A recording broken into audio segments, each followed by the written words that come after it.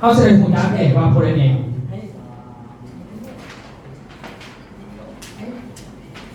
เจ้าคณะบริหารเนี่ยเขาไปนะถามคณะบริหารเขาไปนะ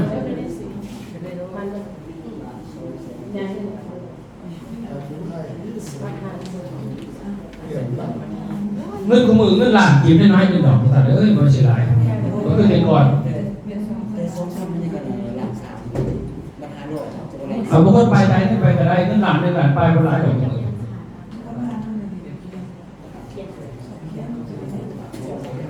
ไปมีที่นั่นไปร้านมันได้เปรียบเนาะอย่าลืมว่าพาเขาไปเที่ยวในเรื่องเปิดโลกธุรกิจเขานะโมเมนต์พาไปจมไปเลยใครไปเพื่ออะไรมองดีอะไรไปย่างไปเงี้ยวเปิดประชาถูกป่ะไปเมื่อยปวดคำปุ๊บระดมทีมงานมันจะมีคนเลยได้บอกว่าแต่ละคำโมเป็นปุ๊บระดมดึงเขาลงต่ำดึงลงเทวดีเขามาปุ๊บระดมปุ๊บมันขึ้นหรอกอันนี้เลยมากกระโตก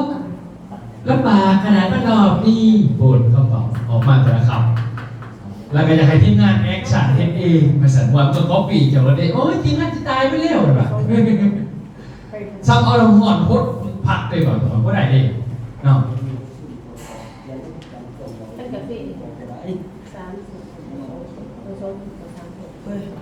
จดได้ซื้อผู้บริหารเขาไปนั่งให้มันหัวเขาสิมีคนเท่าไหร่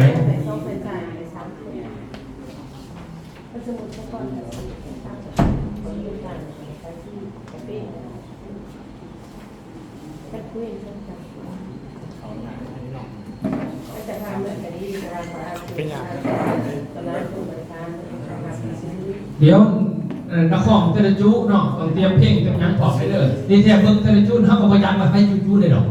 พอคอนเมื่อมันจะมีจูขึ้นมาเนาะแล้วก็แบ่งกันแล้วก็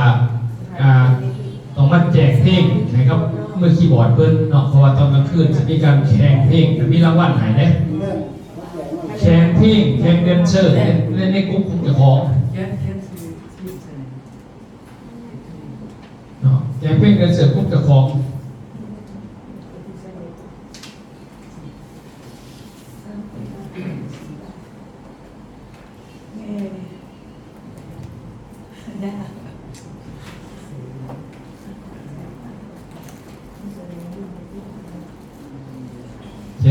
เขียนเข้าไปเนาะที่แจ้งนำซับรีสอร์ทเพิ่นครับนะข้องเรื่องไพ่เซลนั่นเอาสุดในห้องเนาะเดี๋ยวจะหน่อยเขาจะลงกันเรื่องวงดนตรีสุดในห้องไพ่ขนาดใดก็ว่ากันไป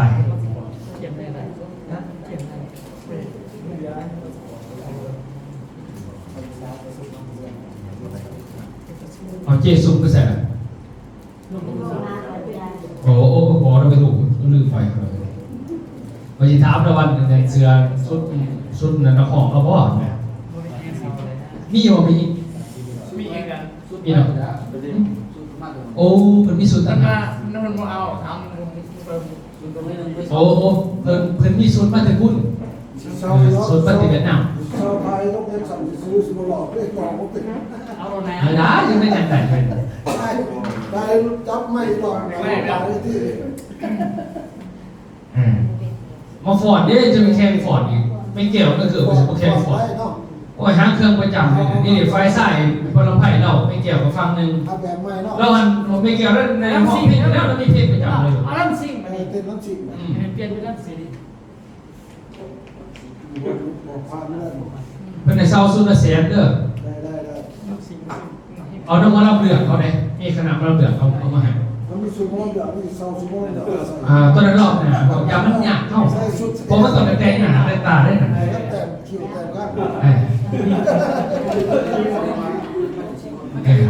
ก็ดำกับเป็นข้าวพา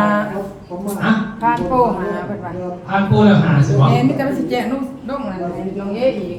เดี๋ยวผมจะลองเนี่ยจะจดเพชรแบบแป้งก็ลอยหานี่บนรวบเบื่อแล้วตีสิบรวมทั้งมันไหนรวมทั้งมันรวบเหรอเพิ่มอีกซี่สัตว์เช่นอีกซี่ต้องเพิ่มเพชรแม่เดี๋ยวให้มันแจกมากพอเขาจะกวดสอบเองเขียนมาไว้เพราะว่าเขาจะได้จำนวนเองแต่ว่าละซื้อเขาจะส่งมาแต่ละหาไม่ซ้ำ เพชรสมุทรมีแต่เมียมีสื่อมันจะมีแต่คนเพชรสมุทร ไปที่นั่นเองก่อนจะโปรเลยเราไม่มากเลยท่านเราไปท่านเราตัวเก่าเขายังไงก็เป็นซีท่านตัวอย่างไรก็ได้ สีกับทีว่าเขียนเดซี่บอกเขียนไปก่อน ไปสร้างเองก่อนนะ โอเค เรายังไม่ได้สามารถ อ่า เพราะว่าโปรไปมันยังซ้ำเนาะไปจากไหนนึงก็เป็นซี เขามีวิธีบริหารเขาแบบนี้เขา เมียนมาในเขาผ่านเขาเนี่ยเวลาเขาพาเขาไปเที่ยวเนี่ยบ้านเนี่ยเขาเปิดภูเขาต้องไปที่อัพหย่อมสถานที่เกิดมาดึงสูงเกิดที่อัพกันดึงสูงอันนี้เพราะเขาดึงสูงผมเป็นไปเห็นผักอ่ะเฮ้ยแต่เคยมากอะไรอยู่นี่เขาต้องบ่เคยมากเป็นเคยมาอยู่แต่ว่าบทเธอนี่จะมานั่งหรือม้วนว่าชาวบ้านจะเอาเดินเป็นตัวเขาเป็นเวทีจะสื่อว่าตำลงสภาวะไรก็ตามเนาะเพราะว่าจะเป็นวิทยากรหรือ MC หรือยังเหลือแต่ต้องดึงเขาสูงขึ้นวิธีการนะผมไม่ไปเป่านะคืออยู่แกรนด์วิธีเนี่ย MC เขาฝนตกมันนี่เป็นยังไงอู้ยทางปากซองลำบากมันถ้าดีมันลำบากใช่ไหมเขาคือบอกพัฒนาขั้นบาทพบกันสิ่งว่าได้เลยจะพิจกันเมื่อเลยครับจะต้องบอกว่าฝนตกมาเขายังสูงเนาะข้าพเจ้านี่ไปบ้านเขาเคยไปแหละบ้านข้างกันนะแต่ว่าย่อความในขั้นคือบ้านผมเนี่ยเขาบอกว่าอันนี้พวกเขานับถือน้ำใจคนใหญ่ๆอย่างดีอย่างมีเป็นบริษัทว่าเราก็มือให้ในสันตัวจะตายที่สมิงไม่ต้องบอกมันพอจะเลิศมันจะเลิศเลยอันนี้บอกมันมวนบอกพื้นเจ้าหน้าที่นำภาพของพื้นเองมันจะฟังถ้าบอกเรื่องดีไปฟังขอพื้นมากตั้งปีเราอีนี่เอาโดยข้อเป็นจริงไม่บอกที่สั่งมาเอารักการไม่กระจังสั่งแต่พอใครอยากใครเบ้าไม่ยังดอกอยากใครเบ้าดึงสูงขึ้นดีเดี๋ยวจะไปดึงต่ำลงมันนี่คำเร็วสมัครซีมูกันได้แล้วก็นั่นเลยเท่อันนั้นเราพิษใดแต่พอมันนี่พวกเขาจะเป็นโชคดีนะปกติวันไหนประสบผลปานนี้ไม่หรอกพวกเขาเด็กไม่ทราบอะไรกว่าเพราะไม่ยังเอาสืบต่อกันไปมือนี้มือเดียวเขาคุกเขาได้เวลาครับเพิ่มทุกครั้งมือนี้เขาคุกเขาเสียในบ้านแฟนเขาหาไปอันนี้ว่าเอ้ยเราจะไม่ติดเป็นโอ้ยมาให้แตกอยู่กูพาขันเมื่อเลยบอกถึงว่ามานั่งอยู่บริษัทโซ่กันเรื่องเองอยู่เพื่อนว่านี่พวกเป็นเงินเดือนหายแล้วเงินเดือนเข้าไปออกแล้วแม่งเขาจะเอาจะไหวที่ไปเดทเขา10 นาทีเขายังด่าหัวเลยถึงว่านี่ผมมีเงินเดือนนะเขาบอกว่าอย่างนี้ส่วนนะแต่มีเงินเดือนมันจะหลอดมันก็ไล่ไปออกที่เมืองหลวงถึงว่านะมันต้องยกขึ้นแม้เขาจะสีเด่นเขาจะสมควรเติบโตเนาะเพราะมันจะสมควรอันนั้นได้มันต้องเข้าใจเราเพราะมันที่เราที่ติดตัวเดียดเลย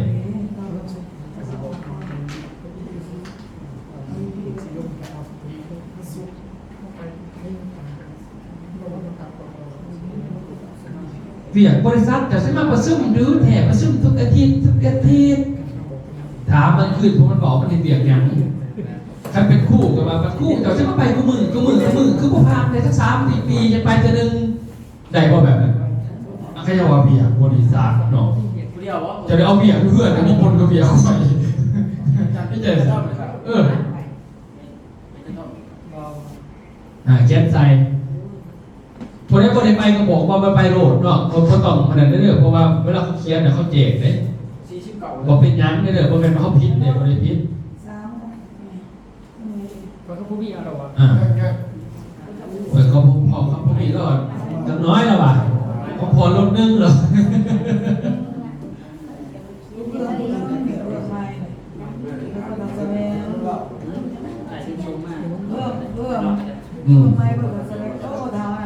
โอ้ยเป็นแก้วประเสริฐ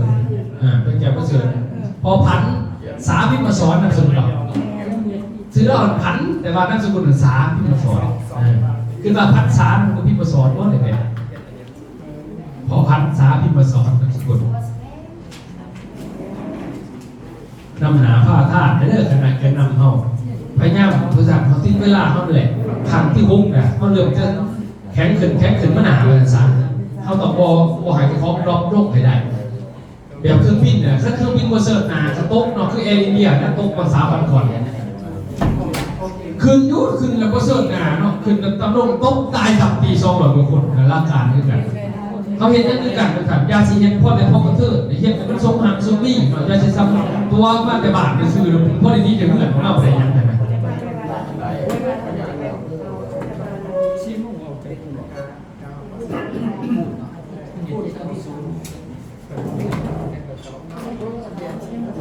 เห็นแต่มันเป็นขึ้นเป็นท่อเนาะมันจะเป็นขึ้นคือไปเวียดนามมาขี่แล้วนี่จนไปนั่งเราฟังไปนั่งในสายท่านอาจารย์สตีเพิ่นก็บอกให้ฟังว่าพอไปเวียดนามมันนี่มีขอคิดยังต่างๆเนาะท่านก็จดไปนั่งเด้อมันต้องเบิ่งเล่าก็ได้แล้วว่าช่วงนี้อ้ายว่าเนาะไหนเราบอกเล่าก็ได้เอาตัวเบิ่งให้กับอาจารย์สตีนะ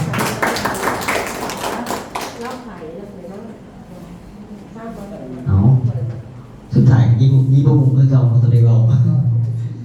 ก็คือได้จะได้ฟังท่านประธานบรรยายครับว่าครับเนาะเข้าใจแบบจำแจ้งนะบ่มีแบบนี้ปังอีกเนาะถือก็ถือพิษก็พิษ